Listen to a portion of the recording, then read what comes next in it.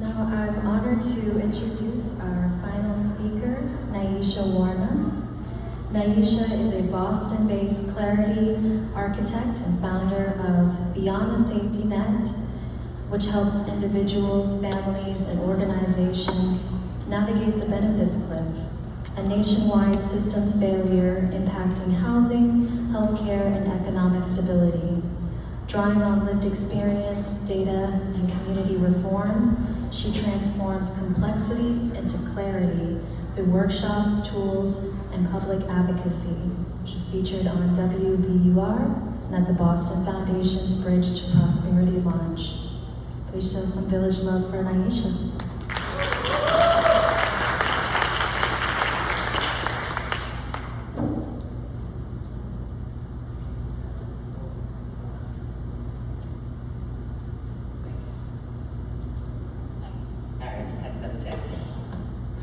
I am Nyesha Wornum. That was my intro. I have some time. Thank you for the flower because this is guiding me right now. But yes, I'm Nyesha. I'm a proud graduate of the Vital Village Data Storytelling Workshop series. I'm a single mother to twin boys. They are 3 and their names are King and Knight. And so that makes me a certified doctor. Just so you all know. But for today, I'm actually going to present from the lens of a patient. I'm actually going to explain to you the benefits cliff. It's actually a term that was assigned to the experience of people who have experienced a microeconomic health decrease, which means they lost a whole lot that they need due to a micro increase as small as $1. And that means I will show you how that looks in real life because I am someone who actively is going through that. So when you're wondering who does this affect, I'm only going to talk about SNAP today. So as you all know, SNAP is not happening next month. So this is very relevant and you can't help. So one of the things that there are 41.7 million people on SNAP alone, okay? And in Boston, this was actually just published by the Boston Indicator, so you know it's real.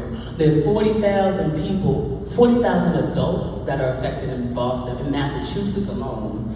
Then you have 9,600 immigrants that will lose SNAP access completely. That's a problem. And so this map is not limited to who has SNAP in Massachusetts. I want y'all to know, you can see this is only a small section here. But you can find all of this data in the Boston Indicator. So I'm not doing new research, I'm retelling the stories of the stories they got out there.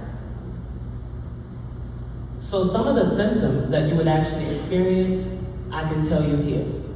This is my diagnosis of the benefits cliff. I actually experienced it in February of 2024. I got a part-time job working 20 hours a week. It was during the holiday season, right, when I got hired around October. So on the run, I have to cover everybody's shift, right? That I took from 20 hours, I went to 25 hours a week. My SNAP benefits went from 700 to 0, okay? We're not talking a little bit, a lot, all of it, gone. And I had to find out what to do immediately. And like I said on WBUR, I cried. Because that's what everyone has done before me. And I cried not because it was new to me, I cried because it was something that has been here for centuries, if not decades. However long the system has been there, it is ingrained in paper, there, legally happening. So I cried because I said this will be the last time that I will complain about this and not do something. So from that, as you can see, I put the numbers for the data people who like this, for the funders and partners who like that type of stuff, right? So my 5 hours a week only gave me $110. I lost, as we talked, I went from 700 to 0. That's $690 lost for 5 hours a week, just for a temporary increase because I was covering shifts because of where my recertification date falls. Now, I have done all this research, so you do not have to. It is a system that is not a system because it's not linked together, so how can you call it a system? You know, it's a series of things that come together and I figured out how. So you should definitely follow me because I am going to be someone you want to see navigate this welfare system.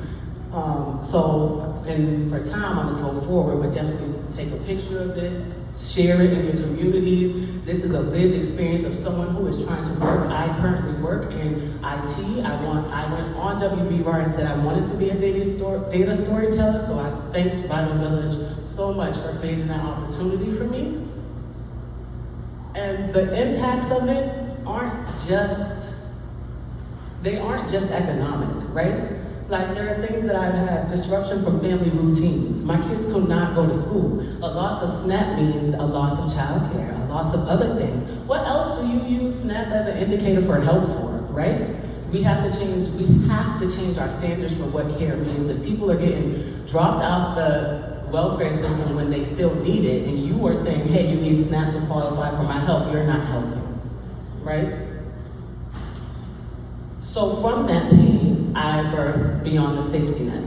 Our framework is rooted in financial literacy, emotional clarity, community advocacy, and adaptability. You can screenshot it, I'm limited on time. So I'm here to tell y'all that the most important part for me is understanding that I need y'all to know that adaptability needs to be number one. You have to meet people where they are with what they have, and if that's welfare, leave your stigma for welfare outside of it. Because I'm having to fight too many battles just to get in the room to speak about welfare. I have to first deal with the stigma that's not even real. I'm telling you, I'm showing you on paper that it's legally okay to put me in a financial bind, but you're telling me that I'm lazy, I'm broken, I don't want to do nothing. They don't work like that, right? So you now need to find a way to be adaptable to help somebody. I'm so into financial literacy. I've been in the room for budgeting. I've been in the room for savings. Those don't work because you are not meeting people where they are, AKA they have no money, right? So for me, that's where that emotional clarity comes in. I actually have a framework where we go here, think, reflect, map, and align. That is how I do it, and this is how I'm going to continue to help other people. I am a hood matriarch. That's what I like to call myself. So I actually went ahead and piloted 2 programs. I have a workshop. Can't show y'all that now, but you definitely want to see it. I pilot that with a group of caregivers, about 10 of them, and I really help them develop a new relationship with money. You got to start with seeing how money makes people feel first, right? So I have a beautiful workshop. I'll definitely continue to stay in contact with y'all because that's a whole nother set of it, right? So I did that with them. I showed them a different experience with money, exposing money in a different way. You have to build financial habits, not financial literacy. You have to build the habits first. And you have to start with what they have and where they are. So I teach you how to budget your food stamps, right? So that's what I do there. Whatever you get, because food stamps is just what I'm talking about now. But this systematic, it's not even a flaw, the systematic design is actually in SSI, SNAP, what else you got, WIC, everything else, you can name them all. It does not end, and that means my work will never end. I just posted something on TikTok saying, comment your state if you are scared and that you will not be able to eat. And we will collectively do the research to find that food for you, for your pets, for your family, because the internet is there for that. If someone tells you, oh, I live in Louisiana, okay, Louisiana, go comment on the post and tell someone where they can go eat. I'm not looking for handouts and partnerships. That's taken too long. It's been a long time. So I'm here as a single mom doing this without that support, but I'm asking you all to go ahead and know, well, I'll get to the incomes, y'all can do all that, but what I'm asking y'all to do is be a part of the prescription. Clarity is the resistance. If people know better, they can do better. If you tell someone to go sign, we have a form for all these student loans and things like that, but people are signing up for welfare not knowing what they're getting into.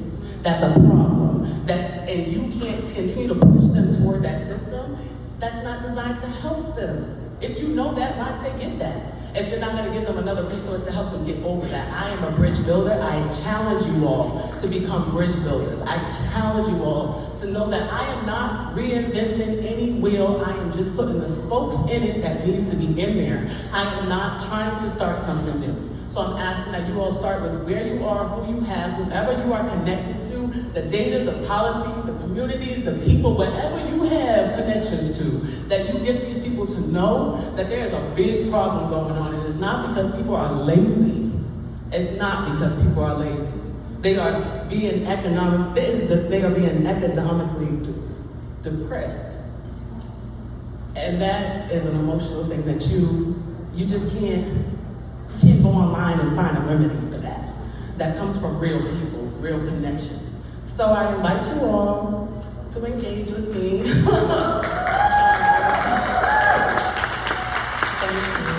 I do not have a website and all that other stuff. Like I said, I'm a single mom, I'm doing it. It's coming along, but definitely add me on LinkedIn. Message me. That form that connection, build that bridge, be that spoke in the wheel that keeps turning, because I know that this is not going to change with me, but I'm okay with it starting on my back. So I want y'all to know that I need you all to push it up so that way whoever picks up the torch just keeps going for many generations after me, because it's going to be a long journey. Thank you.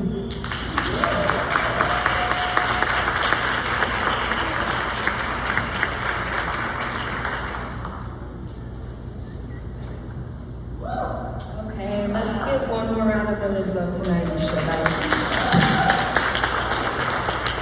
All right, so thank you to all